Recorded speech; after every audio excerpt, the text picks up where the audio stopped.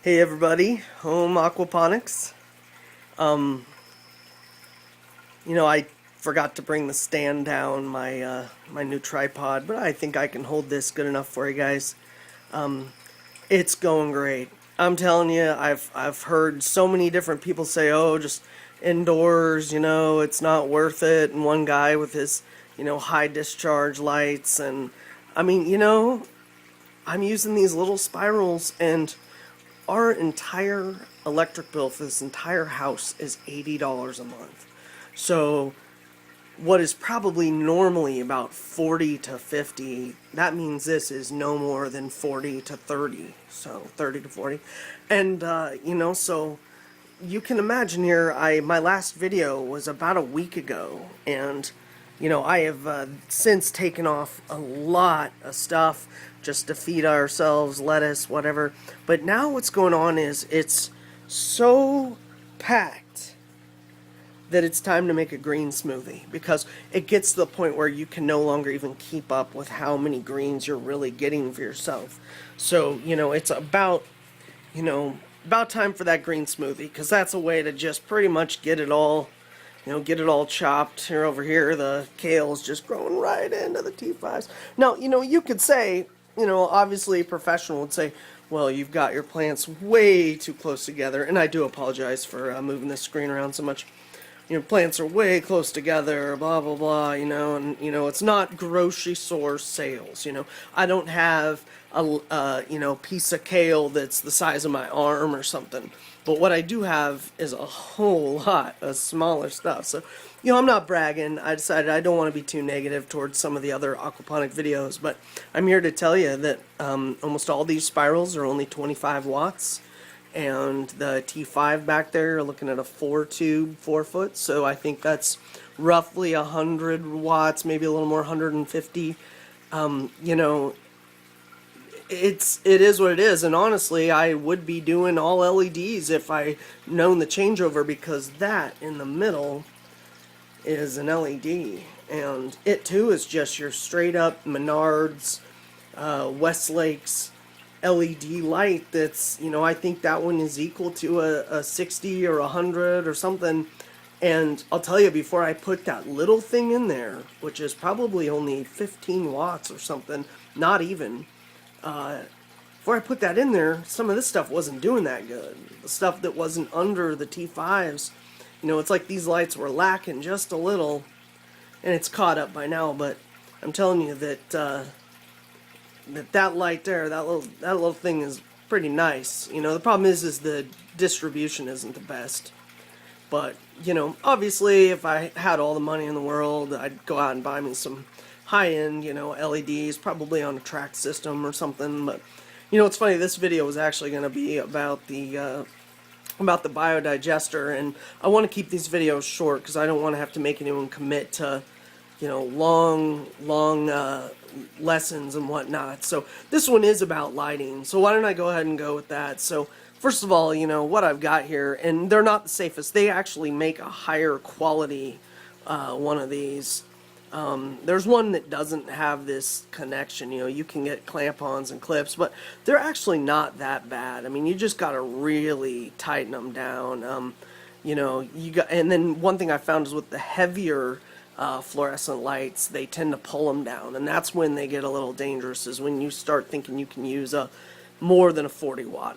For a while I tried to use 100 watt in one of these, and I've even had a couple get melty, so they're not good at all, fire-wise and stuff. I want to say right now, for my own safety and yours, never put anything over a 40 watt bulb in these things, because they're just not meant to have it long term. And so as you can see, a real simple method. It's funny, I mean, it's simple as it is. The tinfoil, I mean, you can go get a thing of tinfoil for not much, and it kind of, it's not very sturdy, and it is what it is, but it actually does keep the light pretty down, and it reflects it pretty good. So it's kind of a jerry-rigged deal. But one guy at a pet shop around here, he had done the same thing once, and he said, well, it's kind of jerry-rigged. So it really is. You got a lot of cords, and You know, what I recommend is getting it on a GFRI ground. That way, if there is a ground problem, you're going to be able to fix that. And unfortunately, I actually don't have mine on a GFRI ground. What I do have is I put all of my electric in a cooler. And that way, it keeps it all above the ground. And everybody knows that, you know, you can't catch plastic on fire from electricity too easy because it just doesn't conduct. There would have to be a spark.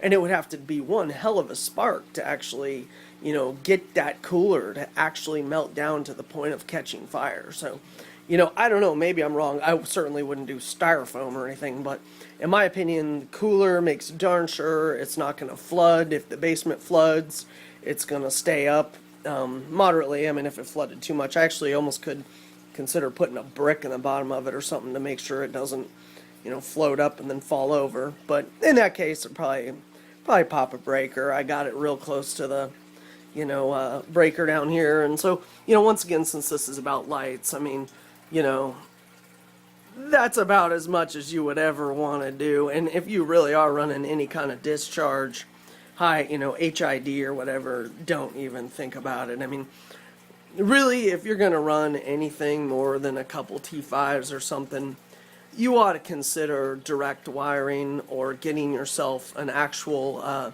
you know, breaker box that's dedicatedly devoted to it. And what you can do is you can get some higher quality plugs, you can get metal plugs, you know, you can get the whole thing grounded on its own. So, I mean, I'm a real advocate of safe electricity. I'll tell you, with this whole, especially, you know, a movement, I don't really want to say over YouTube, but I think it's pretty obvious that people that use lights, a lot of them aren't very smart about the electricity. And people get into lighting and they don't understand that there actually is a risk there. And I mean, myself included and many people included, their first time using a light, they didn't think about that. And, you know, what are they using? Like a converter, they're not using the ground because they only got a 2-prong plug, or they're using a light socket switch and they think they can run a 400 watt or something. You know, it's just, that's the kind of stuff that is really, really bad. I mean, it is bad. And so,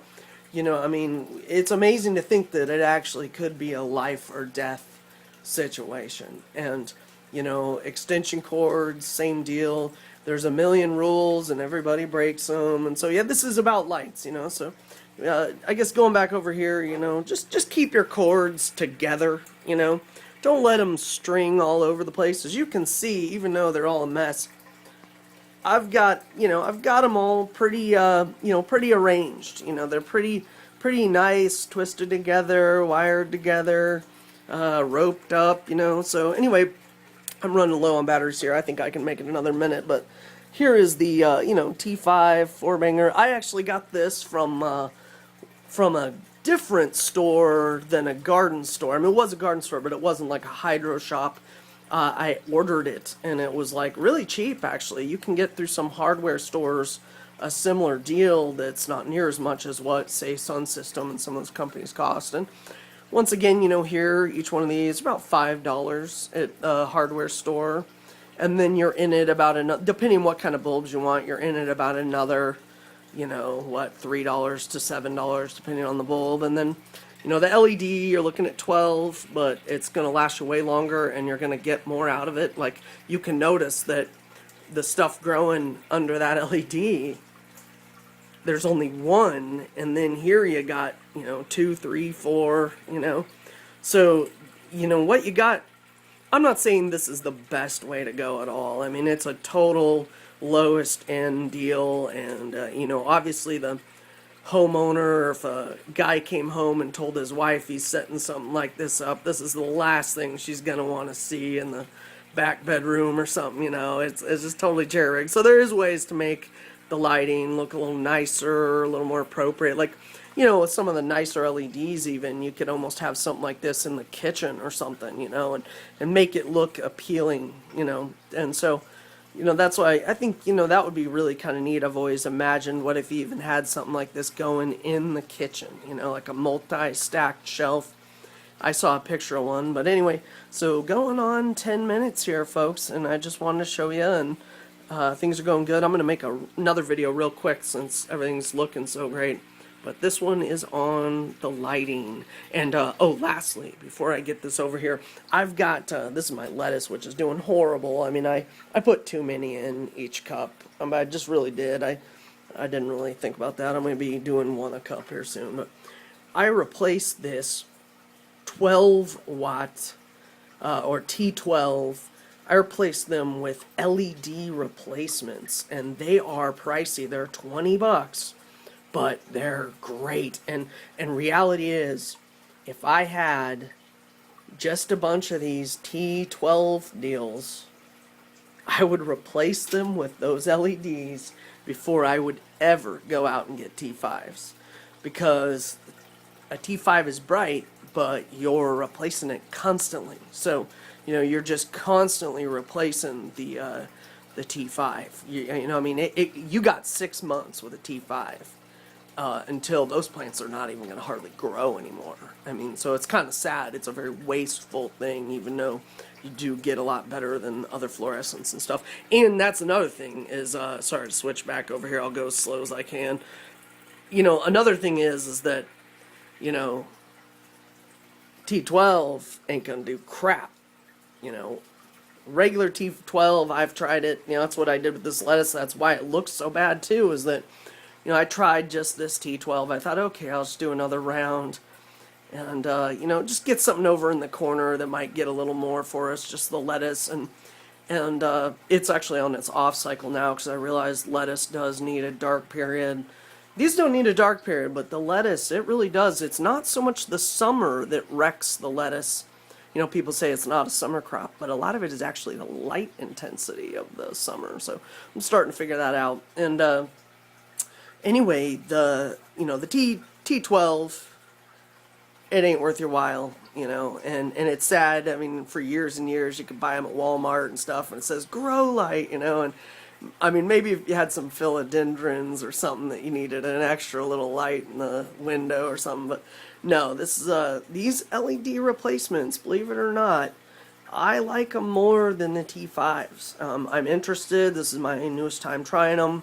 They're 20 bucks. It's pricey, but guess what? It's nearly 16, 15 for the 4-foot T5 replacements. So, you know, these are going to last you a lot longer, and seems like you can get the same spectrum and everything. So yes, keeping this video short. It's already way too long, and once again, I hate to be jumbling around, but I still would rather show you some of the key elements of these things walking around than I would just having the tripod. So real quick, my next video is going to be on the biodigester and the whole cycle thing. So that's it. Alright, thanks a lot. Home aquaponics.